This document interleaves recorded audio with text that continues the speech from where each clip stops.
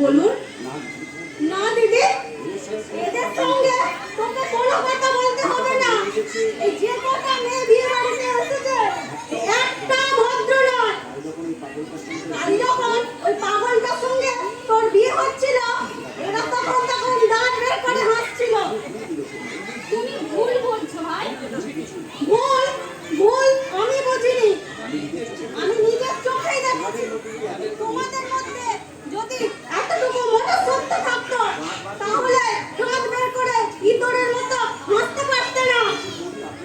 দেখুন বৌদি, আপনার বোন কিন্তু বুলবুলের ব্যবহারের জন্য আমি আপনার কাছে ক্ষমা চাইছি ভাই। সত্যি ওর মানসিক ধৈর্যের অভাব।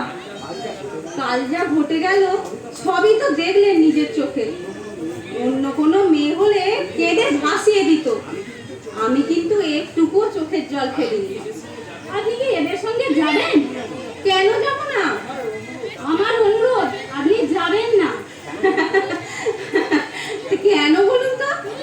আপনার প্রাণ সংশয় হতে পারে। তাই নাকি? আপনার বিশ্বাস হচ্ছে না বুঝি?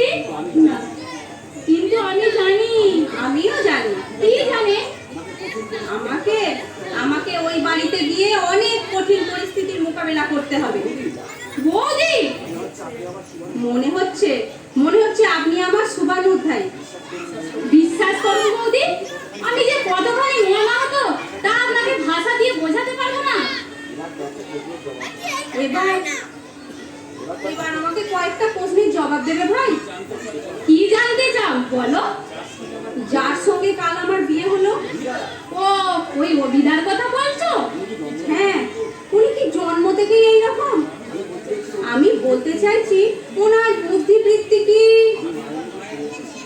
আমি আমার মার মুখে শুনেছি বৌদি, ওর যখন 2 বছর বয়স অভিদার মা মারা যান। ওনার বাবা আবার দ্বিতীয়বার বিবাহ করেন, কিন্তু কিন্তু বিমাতা এসেই নাকি ঘুমের বড়ি খাওয়াতে থাকতেন অভিদাকে। কেন? ছোটবেলায় অভিদা নাকি খুব কাঁদতো, ওদের ঘুম নষ্ট হতো, তার জন্যই নাকি ঘুমের বড়ি খাইয়ে রাখতো, আর চেঁচাতো না। তার মানে তো স্লো পয়জন করে ওর এই অবস্থা করে দিয়েছে ওরা। আচ্ছা আচ্ছা, ওর বাবাও কোনো প্রতিবাদ করেননি? বৌদি, একে তো দ্বিতীয় পক্ষ, তার উপর অভিদার বাবা থাকতেন বাইরে বাইরে, কাজেই মৃত স্ত্রী সন্তানের ওপর কর্তব্য উনি পালন করতে পারেননি। সেটা ইচ্ছাকৃত কি অনিচ্ছাকৃত সেটা আমি জানি না ভাই, তবে তবে চরম অবহেলা যে হয়েছে সেটা বোধহয় উনি এখন বুঝতে পারছেন। কি হলো মা? তোর জীবনটাকে আমরা ব্যর্থ করে দিলাম মা। তুই আমাদের অভিশাপ দে মা, অভিশাপ দে। শান্ত হও মা, শান্ত হও। মা, মা বাবা কোথায় মা? তোমার ওখানে পালিয়ে গেলেন। কাঁদতে কাঁদতে বললেন, এই মুহূর্তে আমি আর তোর কাছে দেখাতে পারবো না। ওর জীবনটাকে আমি ব্যর্থ করে দিলাম। ওর মুখে গিয়ে দাঁড়াবো মেয়ের সামনে, আর কি করে বলবো আমার আশিস মা, আমার আশিস। চুপ করো মা, তোমাদের দোষ কি? তোমরা তো জেনে শুনে এরকম করোনি। তোর বাবা কি করে বুঝবে ছেলেটা পাগল? তার সামনে মুখ নিচু করে বসে রইল। কথাটা বলবার ওর বাবাই বলেছে। ওর বাবা ভেবেছে লজ্জায় ছেলে বোধহয় মুখ নিচু করে বসে আছে, কিন্তু ও যে এমন আস্ত পাগল। পাগল ঠিক নয় মাসিমা, অভিদা কিন্তু পাগলামি করে না, চুপ করে বসেই থাকে, খেতে দিলে খায়, না দিলে চায় না। ভয় ভয় শুধু ওর মানুষকে, বেশি মানুষ দেখলেই খাটের তলায় গিয়ে লুকিয়ে পড়ে। কাল দেখলেন না, মেয়েরা দল বেঁধে বাসর ঘরে ঢুকতেই কেমন খাটের তলায় গিয়ে লুকিয়ে পড়লো। আমি বলি কি মা, কি মা, তোকে যেতে হবে না। আমরা যদি এক মুঠো খেতে পাই তুইও পাবি।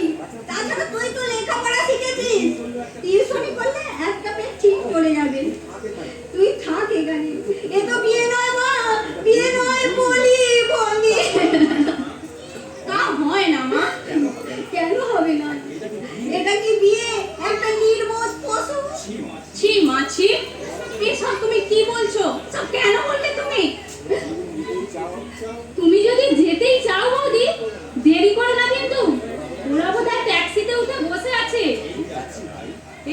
যাচ্ছি ভাই।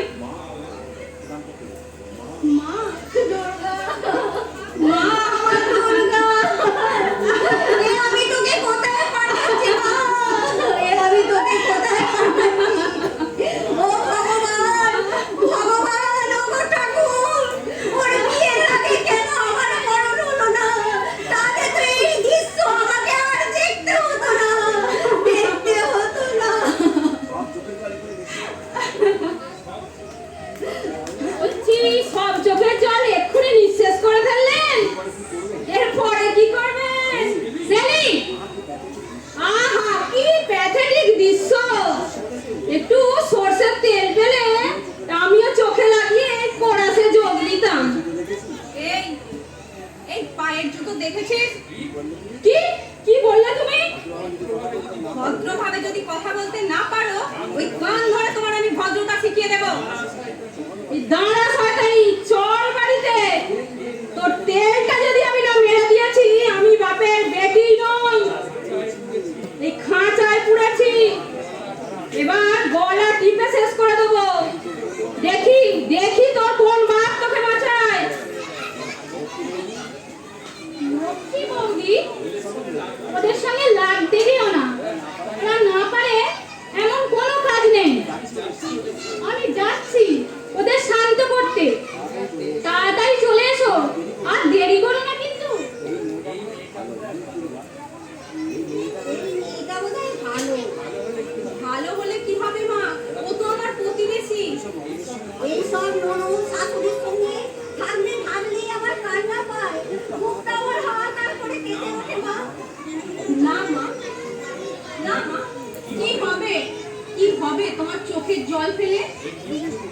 এই এই নিষ্ঠুর পৃথিবী, এই ঘুম ভরা সমাজ তোমার তোমার এই কান্নার দাম দেবে না মা, দেবে না।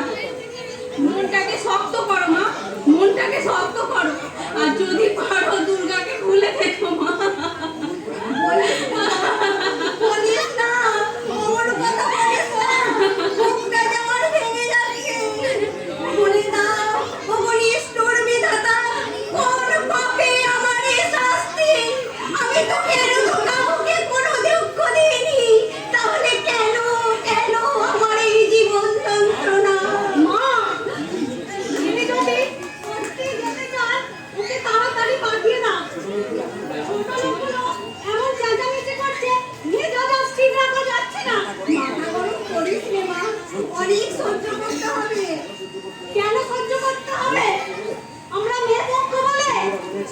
সমুদা বলেছে তোর বাবা একবার মুখ ফুটে বলো, বেটাদের একটু শিক্ষা দিয়ে দি, বুঝিয়ে দি এখানেও মানুষ থাকে, সত্যিকারের মানুষ, ওদের মতো তারা জোচ্চর নয়।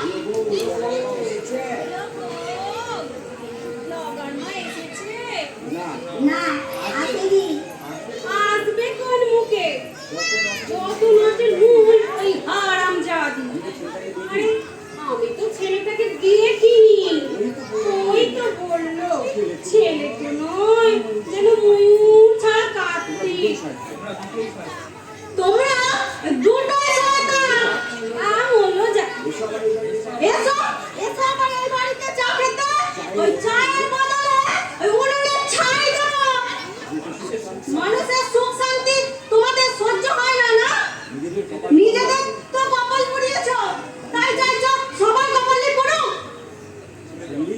শুনলি শুনলি বল, শুনলি তোর মেয়ের চোপা শুনলি? বুলবুল তোমাদের আসতে নিষেধ করলে আমি কিন্তু তোমাদের ফেরাবো না, আমি তোমাদের নিমন্ত্রণ করে যাচ্ছি, যাবে কিন্তু আমার বাড়ি। তোমাদের কোনো অমর্যাদা আমি করবো না। তুই তাহলে খুশি হয়েছিস দুর্গা? নিশ্চয়। তোমরা আমার আইবুড়ো নাম ঘুচিয়েছ, আবার আবার আমার বাবার বিশেষ খরচও হতে দাও। তোমাদের কাছে তো আমি কৃতজ্ঞ, এই কৃতজ্ঞতার ঋণ শোধ করবো বলে নিমন্ত্রণ করে যাচ্ছি তোমাদের, যাবে কিন্তু আমার বাড়ি। মা, মা এবার আমি যাই। মা যাই নয় মা, বল আসি। চল তোকে গাড়িতে তুলে দিয়েছি। সংসার ভাঙা মেয়েদের কাজ নয় মা, মেয়েদের কাজ হলো সংসার গড়া। আয় মা।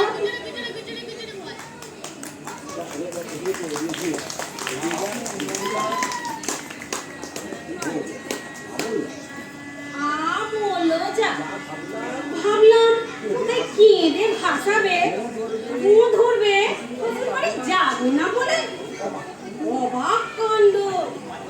এক ফোঁটা চোখে জল নেই,